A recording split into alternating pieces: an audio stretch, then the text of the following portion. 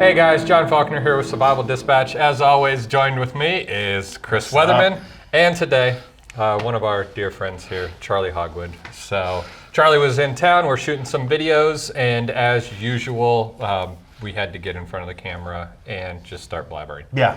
So, we've been going for 30 minutes, but you guys are just now. You're just now joining us. Yeah, There should be a blooper roll. That's what we need to see. So, anyways, today we are going to talk about 5 myths that we hear all the time when in regards to bugging out. So, we were just kind of joking and laughing at lunch and off camera about different topics here and there, and we thought that we would shoot this one real quick because it's something that we hear a lot.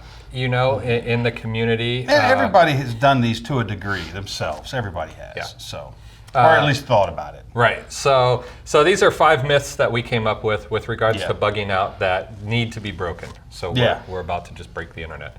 So, all right, number 1, I'm going into the woods. Yeah, I'm gonna take my pack and head to the hills. Heading to the hills. Yeah, I live in the hills, and we don't want you. We don't want you. So, if you don't have a place already established in the hills, don't just show up with your ragtag posse and say I'm going to set up camp here, because the people that have born and lived and raised there and hunt there, they know it a little bit better than you do. They're not having it. Yeah. So you need to have a better plan and get integrated into that community a long time before you just show up. Yeah. It's funny because I laugh at this one because I've traveled a ton this week. First, I live in Florida. We have no hills. Then I drove to Atlanta. There are no hills. Then I flew into Salt Lake City, which it takes you a long time to get to hills, and I don't know if you want to be in those. You can see them, but it takes a long time to get there, and I don't think you want to be in those in the winter. And then I flew to Idaho, where the trees have given up living in the hills. Nothing lives in the hills. Yet you're going into the woods. Yep. Like, you can be seen from 10, 15 miles away. Yeah. So in all of those instances, there's nowhere to go into the hills or the woods. Or you can't just show up. Take out. No, and it's not as easy as I'm going to take my bag and I'm going to go hide out, because you're going to take whatever little bit of food you happen to pack in. Acquiring food in the wilderness is very difficult, if you don't know what you're doing. Yeah, all right, everybody can hunt. Everybody thinks they can hunt. Let me correct that. But what about plant foods? Do you know how to find those? To use them? What season are they available in? Do you know which ones are going to poison you? McCandless went into Alaska and died because he ate the wrong bean pod, basically, which Alaska has very few poisonous plants, and the guy managed to find one that'll kill him. So if you can do it there, you can damn sure do it in the lower 48, where there's a lot more poisonous stuff. And and Native Americans who established this land lived in tribes for a reason, because it took more than one person to be able to sustain themselves. Well, down south of here, towards Palm Beach County, you've got an area where I used to live called Hungry Land Slough. And that's where they pushed all the Native Americans out there when they started building the city. And the reason it's called Hungry Land is because a lot of the Indians starved. But nothing there to eat. There was nothing there to eat, and they were born and raised in that territory. Yeah. So even if you're familiar with those territories, if it's not the people that live there, or the animals, or the fauna, something is not going to agree with you being there if you don't belong there.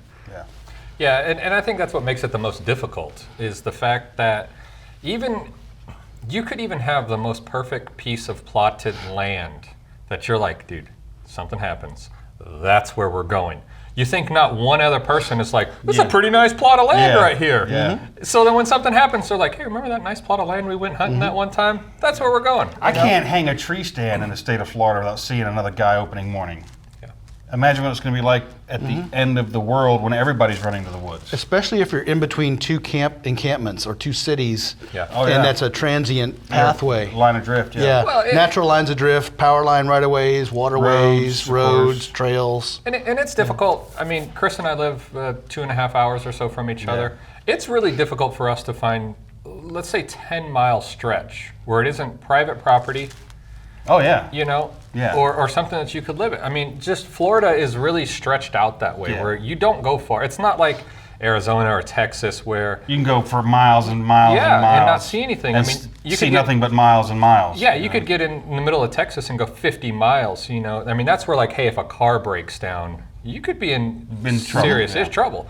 Where in Florida, it's like you could really just get out of your car, and within a mile, you're going to find a house, a gas station, a road, or civilization, a town, something like that. Because it's that's just how Florida was kind of built, you know. Well, and it's the crowded. same with the southeast or the northeast. Northeast It's is the even same, worse. Yeah. you know. So the fact that you're just, we could take off right now and go 50 miles and not find a piece of land that we'd be like, oh, we're safe here. We can go to the prairie here, which is inhospitable. Payne's Prairie. Yeah, then we could go to the Ocala National Forest, which when the pioneers first showed up in Florida, they called it like hell because you couldn't grow anything there, you couldn't plant crops there, the soil was awful. There is no soil, it's just sand.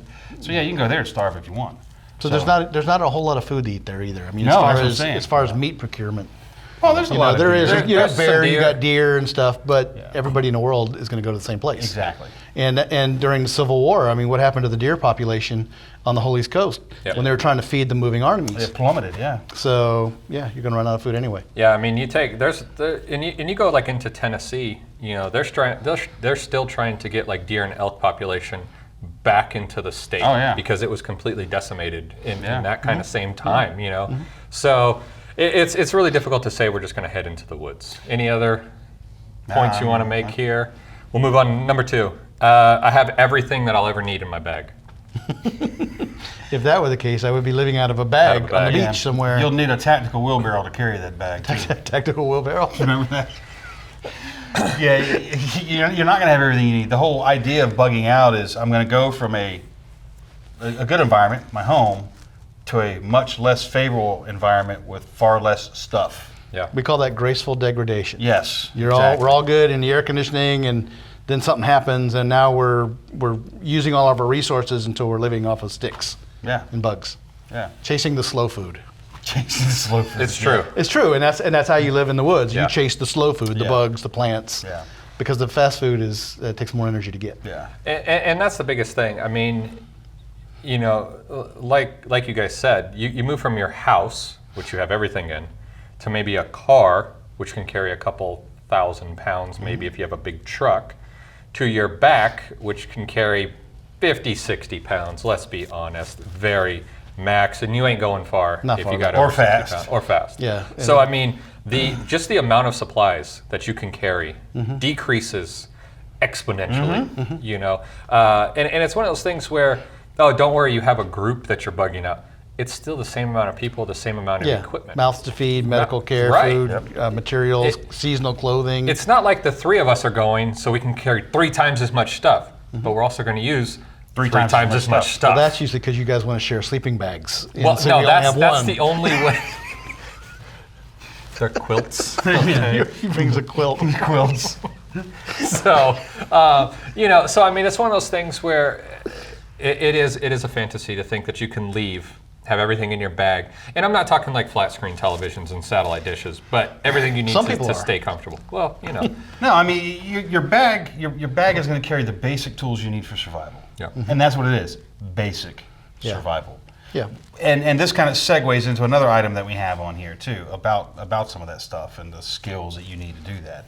Well, let's just segue, Chris. I did set it up nice. You set it right up, I teed it even up used there, the didn't big you? word. So based on not being able to carry everything in your bag, That's right.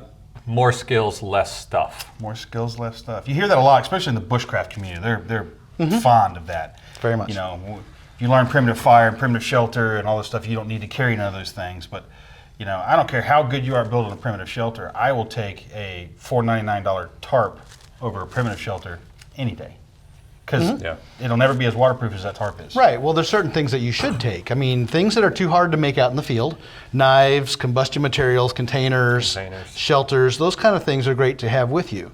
Yeah. So even though you have the skills, we go back to graceful degradation or go back to falling back. Murphy's Law of Survival is all of your gear burned up in the plane crash. The skilled survivor, he perished as well, and now you just got what you got. Yeah. And do you have the knowledge and resourcefulness to cannibalize that equipment to turn it into something else? Cannibalize that survivor that died. And yes, if you're on a soccer team in for the barbecue. in the Andes. Make soup out of that vegetable. So yes, I think that cuts both ways. More skills, less stuff. More skills is definitely better. Yep. But have the stuff that you have to have, I think is important. But really get those skills. you have to know the skills, not think you know the skills. Remember, these are things you're looking at staking your life on, potentially. You need to know it, I mean, there's no second place other than that. Because primitive skills are what I would like to refer to as lifeboat skills. If I'm down to rubbing sticks together, I'm in the lifeboat at that point. It's drowned or this. And that's skills without stuff. Whereas if you had prepared properly and just managed to have a lighter with you, you could have shortcut a lot of that effort and saved all those calories too. Yeah. And I think that's the biggest thing that is misconstrued at times is how easy a skill is. It's like I'll just learn it. Oh yeah, learn it on the fly. Which leads into another topic. Our next topic. I saw a video on YouTube, so I'm good. You're good. Yeah.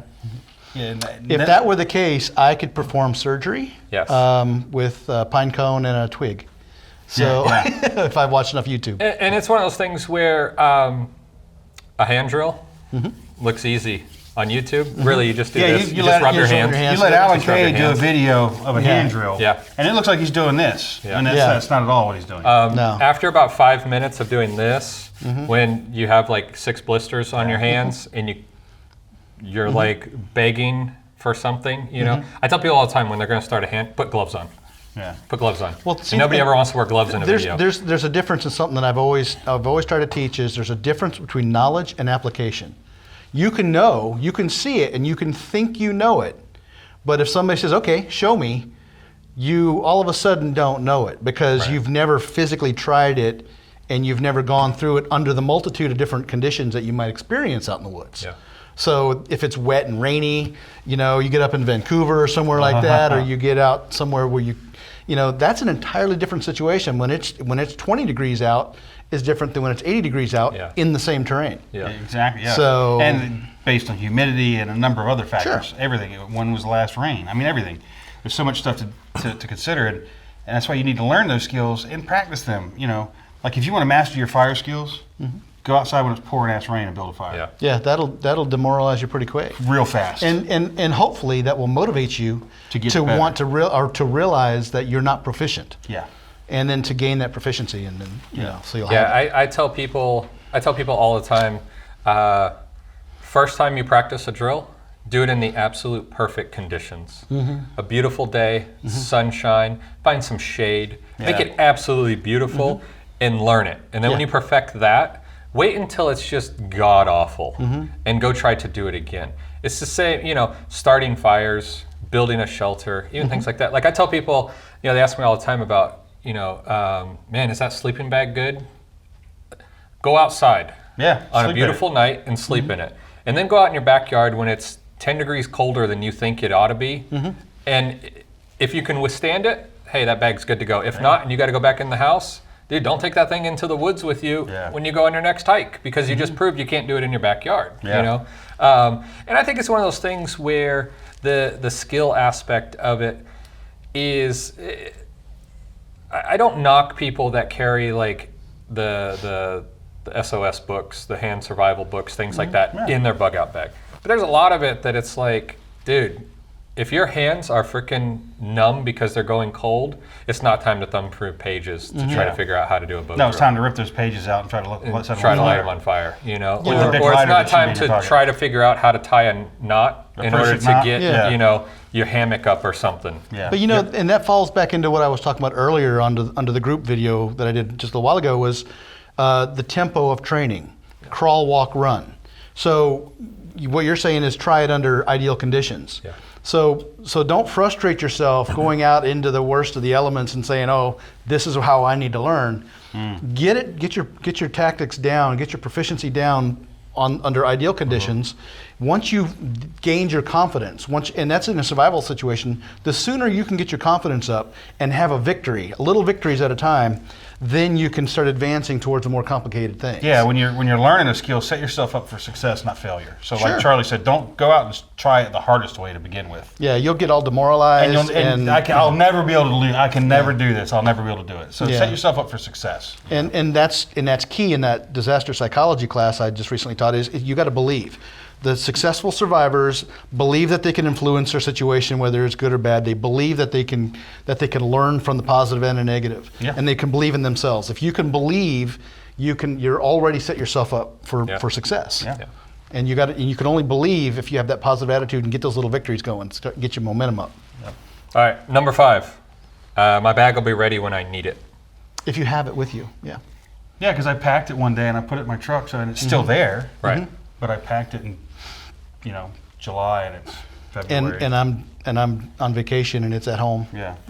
Or I packed my bag in Florida in January and I drove to Salt Lake City. Yeah. It's a little different. Yeah, it's a different bag. And I'll tell you, I mean, I went and took a class just a couple weeks ago in Tennessee.